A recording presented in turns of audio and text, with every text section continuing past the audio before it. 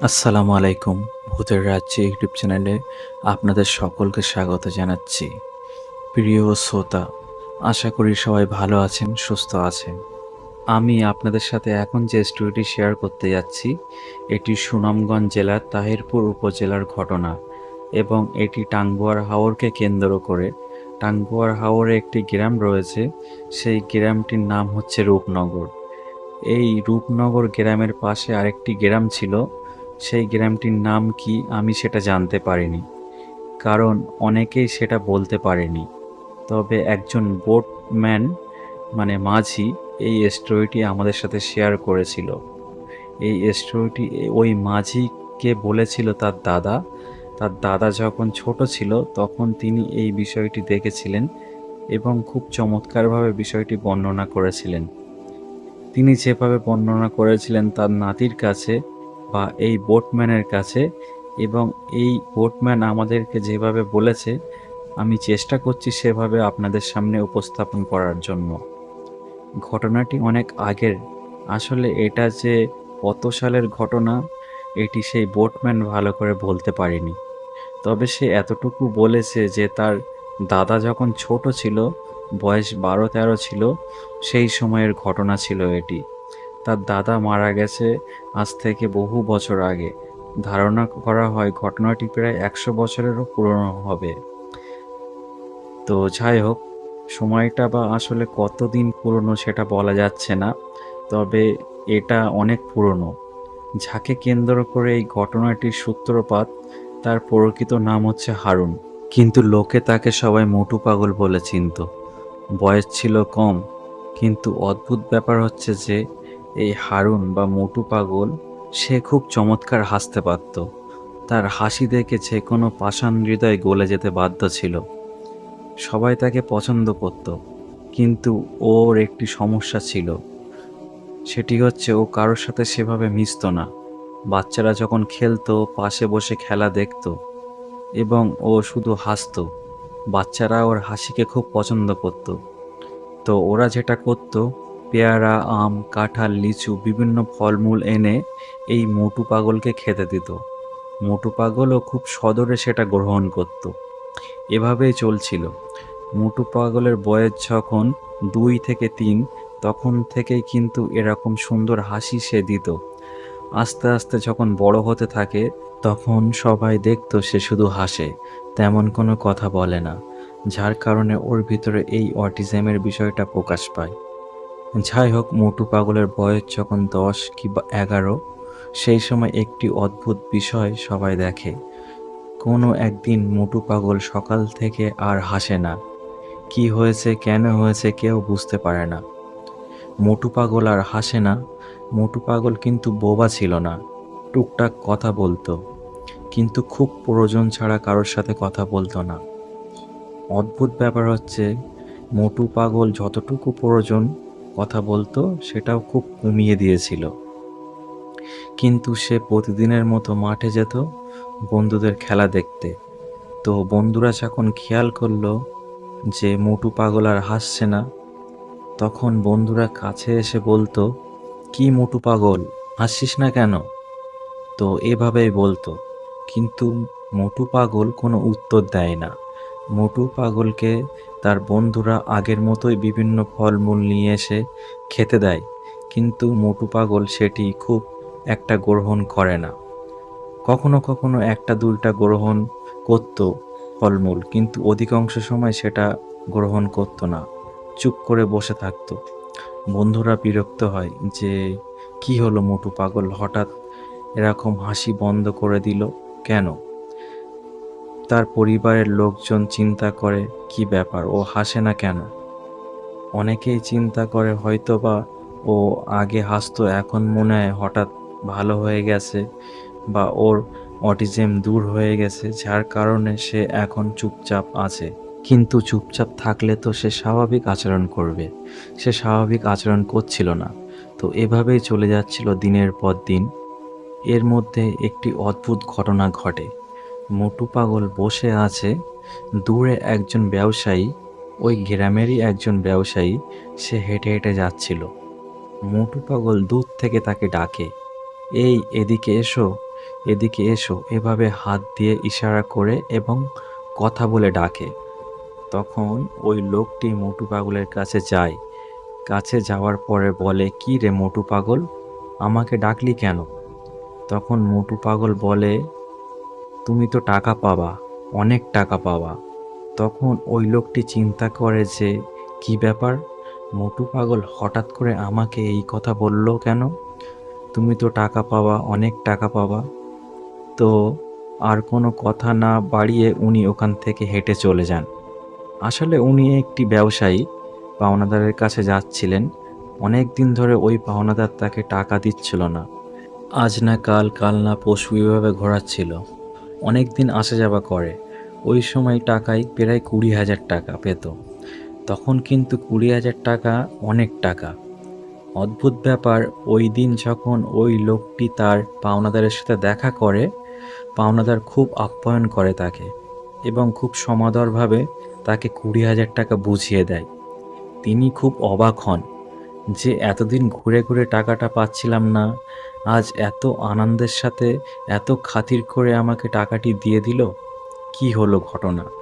কিন্তু আসলে বুঝতে পারে না যে আসলে কেন টাকাটা এতদিন ঘুরে ঘুরে দিচ্ছিল না, হঠাৎ আজকে কেন দিয়ে দিল।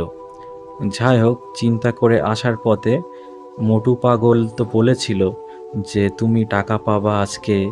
তখন মোটু পাগলের কথা চিন্তা হয় তার।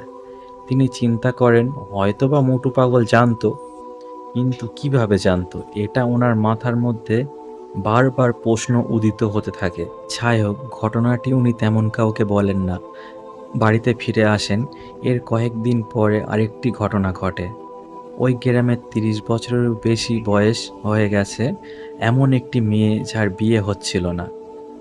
অনেক পাত্র দেখানো হয়, পাত্রদের তরফ থেকে অনেক পাকা কথা দেওয়া হলেও শেষ পর্যন্ত বিয়েটা ভেঙে যায়।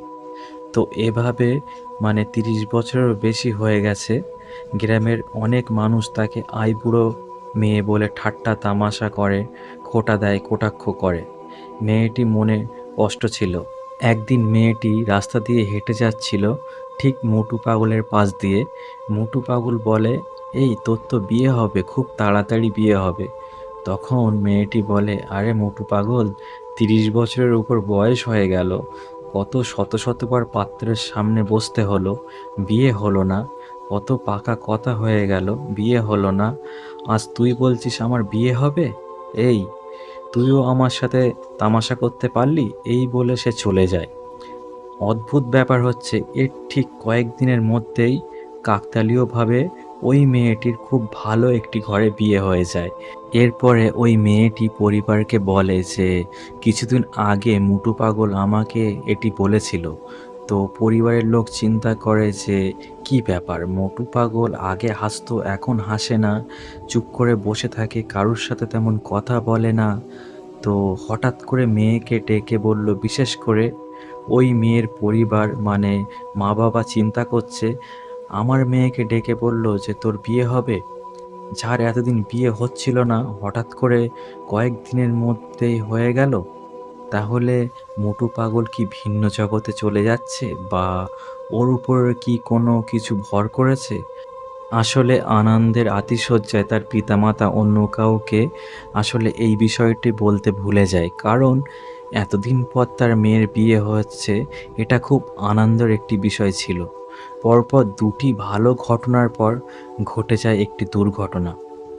মোটু পাগল প্রতিদিনের মতো বিকেলে মাঠের পাশে বসে আছে, তার বন্ধুরা খেলছে, সে চুপ করে বসে আছে। একটা লোক বাজার থেকে ফিরে মাঠের পাশ দিয়ে যাচ্ছিল। ওখানে হঠাৎ করে মোটু পাগলের সাথে তার চোখাচোখি হয়। তো মোটু পাগল ইশারা করে হাত দিয়ে তাকে ডাকতে থাকে, কোনো কথা বলে না, ডাকতে থাকে।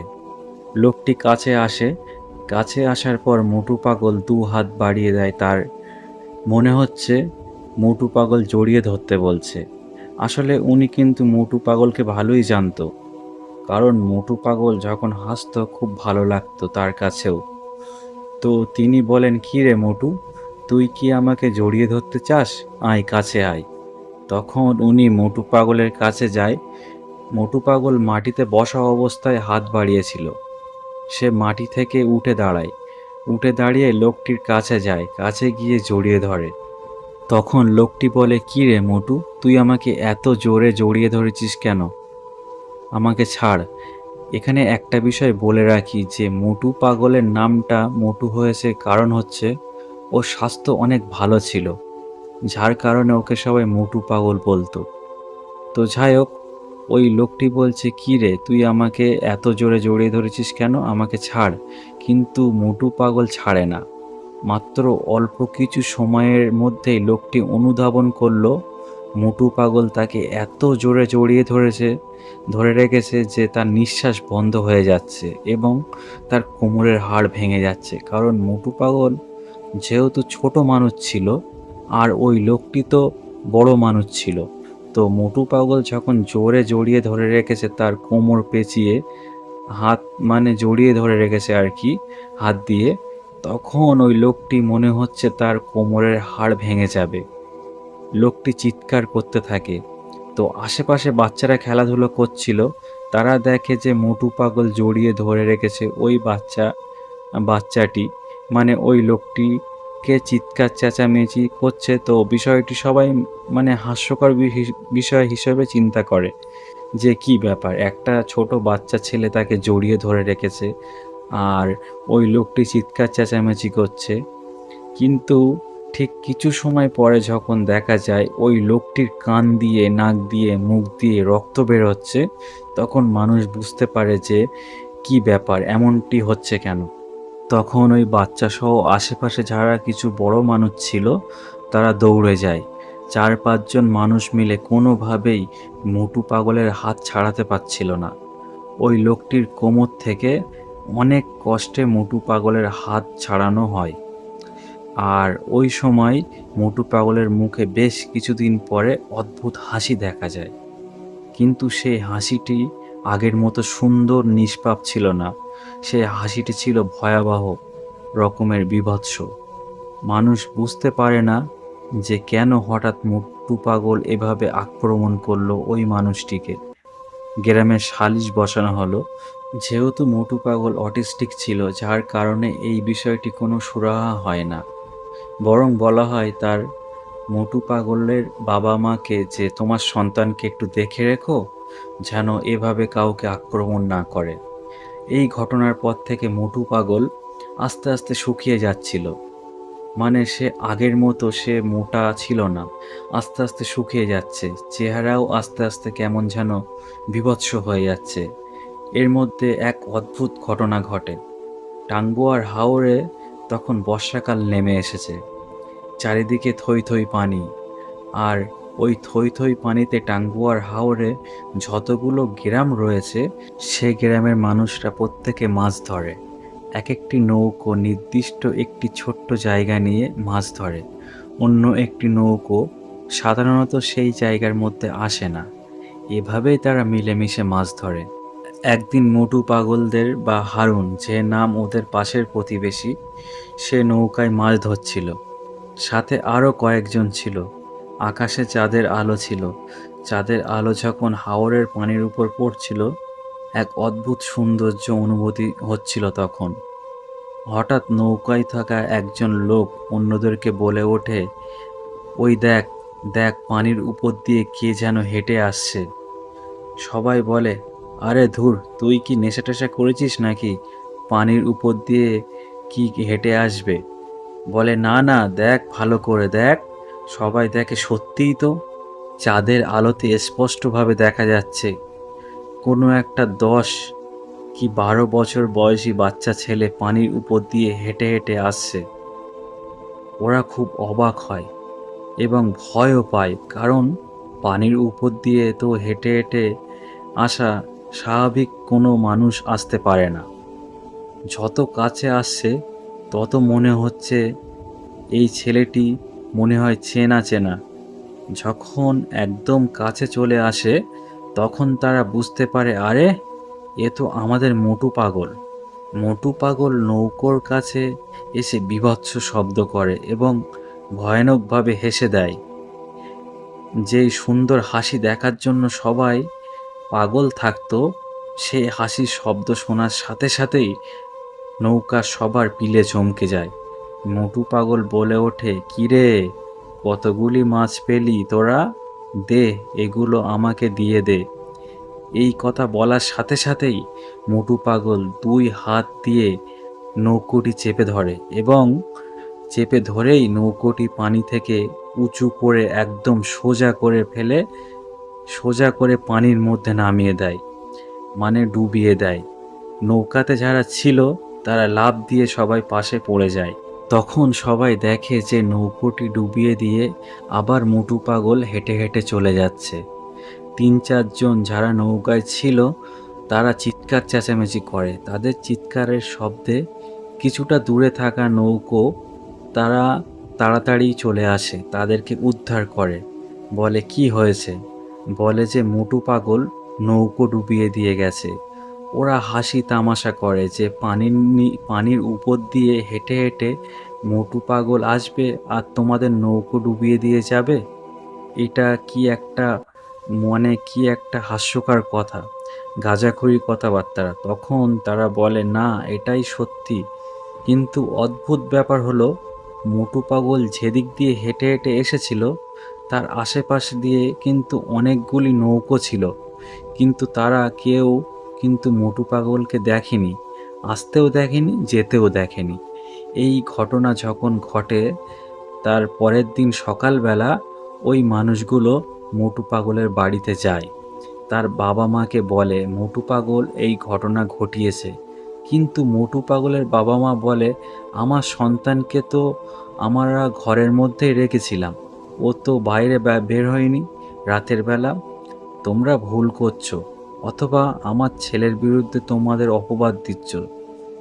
যাই হোক, তারা তখন মোটু পাগলের বাড়ি থেকে চলে আসে। এর 2-3 দিন পর আরেকটি ঘটনা ঘটে, প্রায় সেম ঘটনা। একটি নৌকোয় থাকা কয়েকজন লোক দেখেছে পানির উপর দিয়ে কেউ হেঁটে আসছে, চাঁদের আলোতে স্পষ্টভাবে দেখা যাচ্ছিল। এই হেঁটে আস্তে আস্তে যখন কাছে চলে আসে তখন সবাই বুঝতে পারে যে হেঁটে আসা এই ছেলেটি আর কেউ নয়, এটি মোটু পাগল, বা যার নাম হারুন। সে এসে কোনো ধরনের কথাবার্তা না বলেই দুই হাতে নৌকোটিকে মাথার উপর তুলে নেয় এবং মাথার উপরে তুলে নিয়ে নৌকোটি চতুর্দিকে ঘোরাতে থাকে। উপরে বসে থাকা মানুষজন ছিটকে নিচে পড়ে যায়, মাছটার যা ধরা হয়েছিল সেগুলো ছিটকে পড়ে যায়। আর ওই মোটু পাগল বীভৎস শব্দে হাসতে থাকে এবং ওই নৌকো যখন হাত দিয়ে ঘোরাচ্ছিল একটা সময় নৌকোটি দূরে ছুঁড়ে ফেলে দেয়, তারপর আবার হাঁটতে হাঁটতে চলে যায়। ওদের চিৎকারে অন্য নৌকোগুলো কাছে চলে আসে, তাদেরকে উদ্ধার করে। কিন্তু ওরা পানির উপর দিয়ে হেঁটে আসা কাউকে দেখেনি, আসতেও দেখেনি, যেতেও দেখেনি। একই ঘটনা আরও একবার ঘটে, 3বার ঘটনা ঘটে। তখন গ্রামে আবারও সালিশ বসে। সালিশ বসার পর যখন এই বিষয়টি বলা হয় তখন আসলে এটির বিচার কি, কারণ এর তো প্রমাণ নেই, কেউ দেখেনি, শুধু নৌকোয় যারা ছিল তারাই দেখেছে। মোটু পাগলের বাবা মা বিষয়টি অস্বীকার করে, কিন্তু তারাও কিছুটা অস্বাভাবিকতা বুঝতে পারছিল মোটু পাগলের আচার আচরণে, কিন্তু তারা কাউকে সেগুলো বলেনি। টাঙ্গুয়ার হাওরে যেই রূপনগর জায়গাটি আছে ওই দিক দিয়ে ময়মনসিংহ জেলাটি অনেক কাছে হয়। তখন তার বাবা মা ময়মনসিংহ নিয়ে যায়। ওই সময় কিন্তু ওরকম ভালো ডাক্তার ছিল না। ভালো একটা কবিরাজের সন্ধান পায়, সেই কবিরাজের কাছে নিয়ে যায়। তো কবিরাজ তার বাবা মাকে বলে, অনেক দেরি হয়ে গেছে, তোমার ছেলেকে আর ধরে রাখতে পারবো না, ওকে ওরা নিয়ে যাবে এবং নিয়ে যাবেই, আর কখনো ফেরত দেবে না। বলে, কারা নিয়ে যাবে? তখন বলে যে ওর উপর এক অশুভ শক্তি ভর করেছে, ওর সুন্দর হাসি দেখেই এই অশুভ শক্তি পাগল হয়ে গেছে এবং ওকে নিয়ে যাবে। যেদিন থেকে অশুভ শক্তি ওর উপর ভর করেছে সেদিন থেকে মোটু পাগল আর হাসে না এবং আস্তে আস্তে চিকন হয়ে যাচ্ছে, মানে ওর শরীর স্বাস্থ্য ভেঙে যাচ্ছে, ওর ভেতরে অস্বাভাবিকতা লক্ষ্য করা যাচ্ছে। এটিই হচ্ছে এই অশুভ শক্তির প্রভাবে হচ্ছে। সুতরাং এটি ওকে নিয়ে যাবেই, তোমরা ধরে রাখতে পারবা না। এই কথা শোনার পরে তার বাবা মা অনেক ভেঙে পড়ে, কিন্তু সন্তান তো, এই কবিরাজের কথা তারা বিশ্বাস করতে চায় না। বেশ কিছু পীরের কাছে নিয়ে যায়, বেশ কিছু ওঝার কাছে নিয়ে যাওয়া হয়। তারা সবাই ঝাড়ফুঁক করে, দোয়া তাবিজ দেয়। একদিন রাতে মোটু পাগল ঘুমিয়েছিল। মোটু পাগলের কিন্তু আরও ভাই বোন ছিল, একই সাথে ঘুমোতো তারা। হঠাৎ গভীর রাতে ওর সাথে থাকা যে ভাই বোনেরা ছিল, ঘুমিয়েছিল, তাদের চিৎকারে বাড়ির সবাই জেগে ওঠে। বাবা মা যখন ওদের রুমে যায়, গিয়ে বলে কি হয়েছে, বলে যে হারুন ভাই তো নাই, হারুন ভাই কোথায় গেল। ওরা বলে যে ঘরের মধ্যে অদ্ভুত একটা শব্দ শুনেছিল, তারপর থেকে আর হারুন ভাইকে পাওয়া যাচ্ছে না। সবাই চিন্তা করে হয়তোবা কোনো ওয়াশরুমে গেছে বা অন্য কোনো কারণে বাইরে যেতে পারে। যেহেতু গ্রামে ওয়াশরুমগুলো ঘরের বাইরে থাকে, খোঁজা হয়, অনেক খোঁজা হয়, হারিকেন দিয়ে, মশাল দিয়ে সারা রাত ধরে চতুর্দিকে খোঁজানো হয় মানুষদেরকে দিয়ে। মোটু পাগল বা হারুনকে আর কোথাও পাওয়া যায় না। কেউ কেউ ধারণা করেছিল হয়তোবা পানিতে ডুবে গেছে কিনা। আশেপাশে আসলে হাওর এলাকা, অনেক পানি চারিদিকে, কোথায় খুঁজবে। চিন্তা করছে হয়তো বা ডুবে গেছে, লাশ ভেসে উঠবে। লাশও পাওয়া যায়নি। মোটু পাগল আর কোনো সন্ধান মেলেনি। কোথায় গেছে, কারা নিয়ে গেছে, কেমন আছে, আর জানা যায়নি। আমাকে সেই বোটম্যান বলেছে মুক্তিযুদ্ধের আগে ওই পরিবার সুনামগঞ্জের শাল্লা উপজেলার দিকে চলে আসে এবং তারপর থেকে তাদের কোনো খোঁজখবর আর কেউ জানে না। আছে হয়তো বা তারা শাল্লাতে আছে, খোঁজ নিলে পাওয়া যেতেও পারে। সবাইকে পাওয়া গেলেও ওই মোটু পাগলকে আর হয়তো পাওয়া যাবে না, কারণ তাকে কেউ নিয়ে গেছে। কোথায় নিয়ে গেছে, মোটু পাগল কেমন আছে আমরা জানি না, হয়তো বা জানতেও পারবো না কোনো দিন। এটিই ছিল ঘটনা। সবাই ভালো থাকবেন, সুস্থ থাকবেন।